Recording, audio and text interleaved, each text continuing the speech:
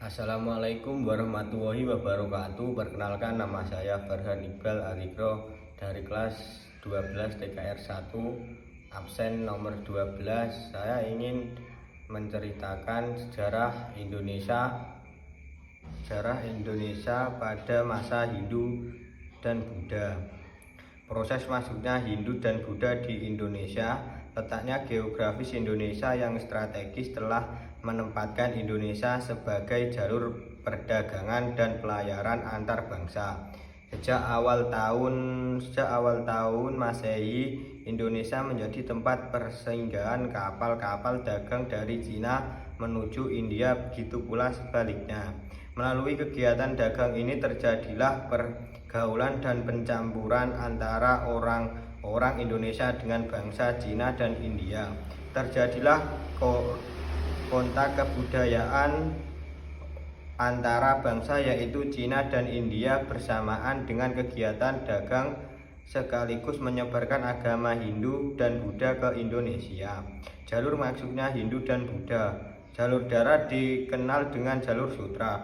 Jalur sutra dari India menuju Tibet, Tiongkok, Korea, dan Jepang. Jalur sutra selatan dari India menuju Bangladesh. Jalur langit dilakukan dengan mengikuti rombongan kapal pedagang yang biasanya beraktivitas pada jalur India. Teori masuk Hindu dan Buddha di Indonesia. 1.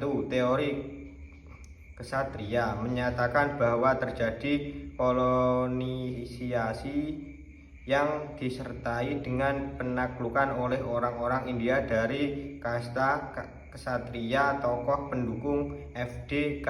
Boj Mukherjee J.L. 2. Teori waisnya kaum pedagang berperan terhadap penyebaran budaya India di Indonesia, salah satunya dengan perkawinan. 4. Teori Sudra masuknya agama Hindu dibawa orang India berkata saudara karena golongan ini sering dianggap orang buangan.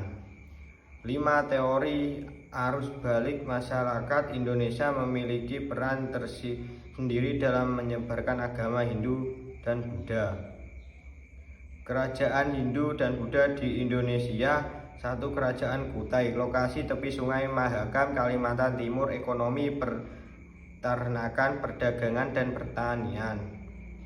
Informasi penting, kerajaan bercorak Hindu tertua melawarkan pernah mengendalikan Libron 20.000 ekor. Kebudayaan Hindu di kerajaan Kutai mengalami proses akulturasi dengan kebudayaan lokal. 2. Kerajaan Tarumanegara, lokasi Jawa bagian barat, ekonomi pertanian dan peternakan. Informasi penting, kata Tarum dipakai sebagai nama sebuah sungai di Jawa Barat, yakni Sungai Citarum. Kerajaan Hindu tertua di Pulau Jawa. Agama Hindu hanya berkembang di istana sebagai pendukung, masih menganut kepercayaan asli. 3. Kerajaan Sriwijaya, lokasi Palembang, ekonomi pelayaran dan perdagangan. Pendiri Dapunuta Hyang, raja ratu terkenal Balaputra Dewa. Informasi penting, kerajaan Sriwijaya dikenal sebagai kerajaan maritim. Kerajaan Sriwijaya berkembang karena didukung oleh letaknya yang strategis. 4. Kerajaan Mataram kuno, lokasi Jawa Tengah, ekonomi pertanian, perdagangan, kerajinan, dan kesenian.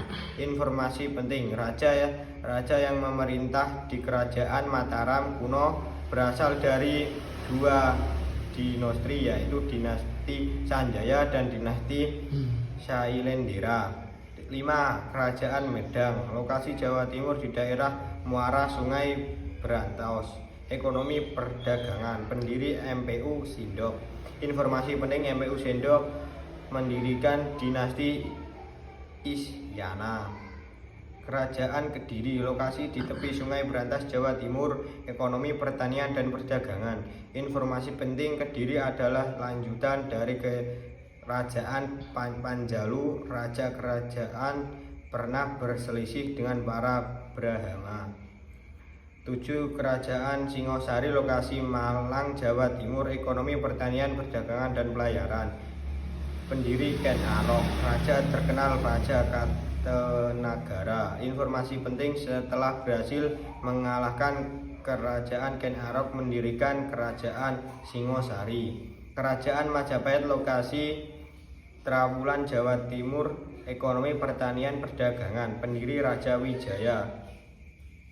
Informasi penting: Majapahit didirikan setelah Raden Wijaya mengalahkan Jayakatwang.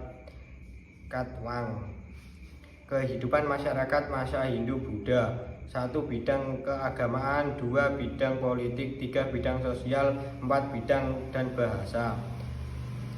Kehidupan masyarakat masa Hindu dan Buddha: 1. Candi, 2. Relief, 3. Patung, 4. prasasti.